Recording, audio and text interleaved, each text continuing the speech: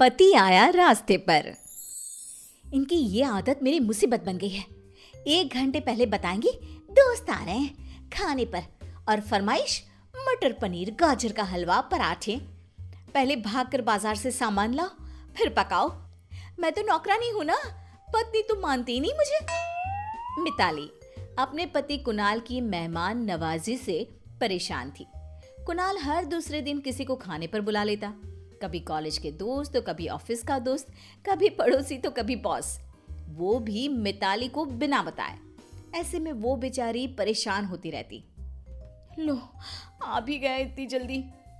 मिताली देखो कौन आया है, मेरे कॉलेज के दोस्त चेतन, मदन, कार्तिक और रोहित। आज आपने अचानक खाने पर बुलाकर इतना बढ़िया सरप्राइज दिया है हमें। आपको सरप्राइज मिला और मुझे शौक। क्या कहा? कुछ नहीं, आइए बैठिए, खाना बस बनने ही वाला है। अरे अभी तक खाना बना नहीं? जी, घर में ना पनीर था, ना मटर, ना हलवे की गाजर, और आपने तो यही बनाने का ऑर्डर दे दिया था। बाजार गई, लेकर आई और उसमें देर हो गई। अरे कोई बात नहीं भाभी, आप खाना बनाना, तब तक हम दोस्त जरा गप्पे लड़ाते हैं। बेचारी मिताली, इतने कम टाइम में उसने इतना सारा खाना बनाया, लेकिन कुणाल उसकी तारीफ करने के बजाय कमियां निकालने में भी पीछे नहीं हटता। आज दोस्तों से मिलकर मजा आ गया, लेकिन तुम्हारे मटर पनीर ने मजा खराब कर दिया। क्या मतलब? मतलब ये कि मटर कच्चे रह गए थे और पनीर ग्रेवी से अलग तैर रहा था। अरे कैसा खाना बनाया है तुमने? एक तो मैंने इतने कम टाइम में इतना खाना बनाया, मेरी तारीफ करना तो दूर, उल्टा मुझे सुना रहे हो। सुना नहीं रहा हूँ, समझा रहा हूँ। अगली बार खाना ठीक से पकाना। पक तो मैं गई हूँ पूरी तरह। अगली बार तुम किसी को बुलाओ तो जरा जल्दी बता देना। अरे जब प्लान ही अचानक बना तो पहले कैसे बताता? और समाज में रहना है तो लोगों से रिश्ते बना कर रखने पड़ते हैं। तुम जरा बाहर निकलो, दुनिया देखो तो समझ में आए ना। मिताली रात में अपने पति कुणाल से परेशान रहती तो सुबह अपनी नौकरानी कमला से, देखो मैम साहब, पैसे 2 लोगों के देते हो और बर्तन 6 लोगों के धुलवाते हो। या तो मेरे पैसे बढ़ाओ या फिर कोई नई बाई ढूंढ लो। अरे कमला, मेहमान आए थे। मैं 5 घरों का काम करती हूँ, इतने मेहमान सबके मिलकर भी नहीं आते जितने आपके अकेले के यहाँ आते हैं। मैं तो खुद परेशान हूँ कमला, ये समझती ही नहीं है। इतने लोगों का खाना बना बना के मैं खुद थक गई हूँ। अरे तो साहब को मना कर दिया करो ना मेहमान बुलाने से। अरे उनके दोस्तों को घर बुलाने से कैसे मना करूँ? जैसे मैं कर रही हूँ। आज आखिरी बार इतने बर्तन धो रही हूँ, अगली बार खुद धो लेना। इस कमला की बात तो सही है। आज शाम को कहीं बाहर खाना खाने जाएंगे और वहां इन्हें शांति से समझाऊंगी। मिताली कुणाल के घर आने का इंतजार करने लगी, लेकिन कुणाल के घर आने से पहले ही उसका फोन मिताली के पास आ गया। हेलो, आप कहाँ रह गए? ऑफिस से निकले नहीं है क्या अब तक? यही बताने के लिए तो फोन किया है। ऑफिस से निकलने वाला था, तभी पता चला कि बॉस की वाइफ बाहर गई हुई है। अब वो कहाँ बाहर खाना खाने जाते हैं। तो मैंने उन्हें डिनर पर इनवाइट कर लिया है। प्रमोशन के लिए बॉस को इम्प्रेस करने का अच्छा मौका है। तुम ना कुछ स्पेशल बनाना, ठीक है?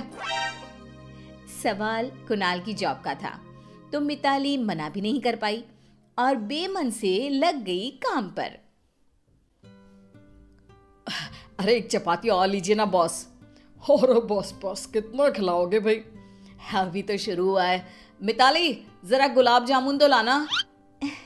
ये लीजिए। मिताली खाना बहुत टेस्टी बना है।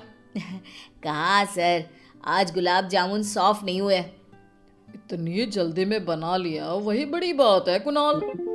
थैंक यू सर, कम से कम आप तो समझे, जरा इन्हें भी समझाइए ना। अरे ठीक है, जाओ बॉस के लिए सब्जी लेकर आओ। कुणाल को मिताली का बीच में बोलना अच्छा नहीं लगा। बॉस के जाते ही उसने मिताली को डांटना शुरू कर दिया। मिताली, क्या जरूरत थी बॉस के सामने मेरी बुराई करने की? शुरू तो आप ही ने किया ना, आपको क्या जरूरत थी मेरे गुलाब जामुन की बुराई करने की?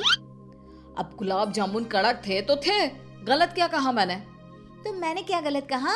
आप कहाँ समझते हो?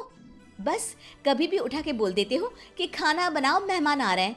ये होटल नहीं घर है और मैं तुम्हारी नौकरानी नहीं, बीवी हूँ।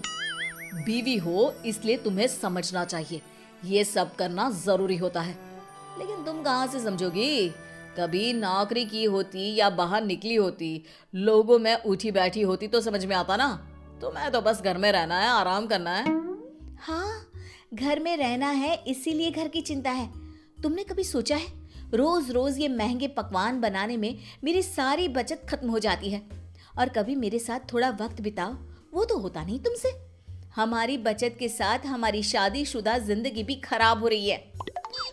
ओह, तुमसे तो बात करना ही बेकार है। अब पानी सर के ऊपर जा चुका था। अगली सुबह मिताली ने सोच लिया था कि वो शाम की ट्रेन से मायके चली जाएगी। ये क्या मेम साहब, फिर इतने बर्तन? मैंने कहा था ना अब मैं ये सब नहीं करूंगी। अरे तो मत करना, मुझे कुछ नहीं पड़ी, मैं भी ये घर छोड़ के जा रही हूँ। अरे अरे, ऐसा क्यों कह रही हो मेम साहब? मैं तंग आ गई हूँ इनकी रोज रोज की मेहमान नवाजी से। हर तरह से समझा कर देख लिया, समझना तो दूर, उल्टा मुझे सुनाते हैं कि मैं समझती नहीं हूँ, लोगों से मिलती जुलती नहीं हूँ। अब और नहीं सह सकती मैं।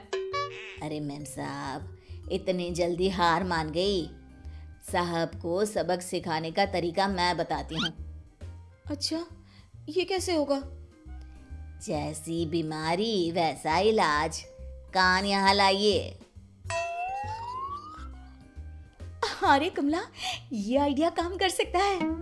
मिताली ने कमला का प्लान आजमाने की ठान ली थी। अगले दिन अपनी आदत से मजबूर कुणाल ने फिर शाम को फोन लगाया। हेलो मिताली। अच्छा हुआ आपने कॉल किया, मैं आपको ही फोन लगाने वाली थी। दरअसल आज ना मैं कॉलोनी की मेरी दोस्त के साथ बाहर जा रही हूँ डिनर के लिए। आप अपना खाना देख लीजिएगा। अरे लेकिन मैंने तो अपने ऑफिस के दोस्तों को डिनर पर बुला लिया था। हाँ, लेकिन मैं तो घर से निकल ही रही हूँ। तुमने अचानक कैसे प्लान बना लिया? आप ही ने तो कहा था ना कि मुझे बाहर जाना चाहिए, समाज में उठना बैठना चाहिए, तो बना लिया प्लान। अच्छा रखती हूँ, हाँ, लेट हो रहा है। कुणाल को बुरा तो लगा, लेकिन मिताली को कुछ बोल नहीं पाया। आखिर कहा तो उसी ने था ना, सामाजिक बनने को। अगले कुछ दिनों तक ऐसा ही चलता रहा। कभी मिताली अपनी सहेलियों के साथ बाहर चली जाती, तो कभी डिनर के वक्त घर पर किटी पार्टी रख लेती। सुनिए, आज मेरी सहेलियों को घर पर बुलाया है। आप ना आते वक्त पनीर, भिंडी, मटर, काजू बर्फी, रबड़ी और जूस की बोतल भी ले आना। लेकिन आज ऑफिस में बहुत काम था, मैं थक गया हूँ। अरे लेकिन सबको बुला लिया है ना। अब अगर आप ये सब नहीं लाए तो समाज में हमारी क्या इज्जत रहेगी? सब बातें बनाएंगे कि कुणाल और मिताली को मेहमान नवाजी आती ही नहीं। अरे ठीक है, लाता हूँ। कुणाल अपने ही खोदे खड्डे में गिर गया था। अब वो अपनी बीवी की मेहमान नवाजी से परेशान होने लगा था। मैं सोच रहा था रविवार कुछ अलग करते हैं, हमेशा क्या दोस्तों के साथ घूमना। मैं भी यही सोच रही थी, इसलिए मैंने अपने मामा मामी और उनके बच्चों को इनवाइट कर लिया है। रिश्तेदारों से संबंध अच्छे रखना भी तो जरूरी है ना। ये सुनकर कुणाल ने अपना आपा खो दिया। अरे कमाल करती हो तुम, मुझसे बिना पूछे तुमने कैसे बुला लिया? मैं थक गया हूँ तुम्हारी इस रोज रोज की मेहमान नवाजी से। मेरे लिए तो तुम्हारे पास वक्त ही नहीं है। कभी महिला मंडल तो कभी सोसाइटी की किटी पार्टी, कभी तुम्हारी बचपन की सहेली और अब ये रिश्तेदार। तुम्हारा एक पति भी है, ये याद है तुमको? तुम्हें याद रहता था कि तुम्हारी एक पत्नी भी है, जब तुम रोज किसी न किसी को घर पर खाने पर ले आते थे या दोस्तों के साथ बाहर चले जाते थे? तुमने सोचा था मेरे बारे में कि मुझे कैसा लगता होगा? बस खाना ही बनाती रहूं मैं। जब खुद पर बीती तो कुणाल को मिताली की बातें समझ में आने लगी। वो चुप हो गया। मेहमान नवाजी हो या सामाजिक व्यवहार, अति हर चीज की बुरी होती है। हर चीज का संतुलन जरूरी होता है। मैंने ये सब आपको सबक सिखाने के लिए ही किया है। तुम सही कह रही हो मिताली, मैं गलत था। मैंने कभी तुम्हारे बारे में सोचा ही नहीं कि तुम इतना सब कैसे करोगी। तुम क्या चाहती हो, तुम्हारा मन क्या है। मैं फिर कभी ऐसा नहीं करूंगा। मैं किसी को खाने पर बुलाने से मना नहीं कर रही थी, लेकिन बुलाने से पहले मुझे बताओ और थोड़ा वक्त मेरे साथ भी बिताओ। आखिर कुणाल की समझ में आ गया कि समाज और परिवार में संतुलन होना जरूरी है। इसके बाद कुणाल और मिताली वक्त वक्त पर आपस में समय भी बिताते और मेहमानों को घर पर भी बुलाते।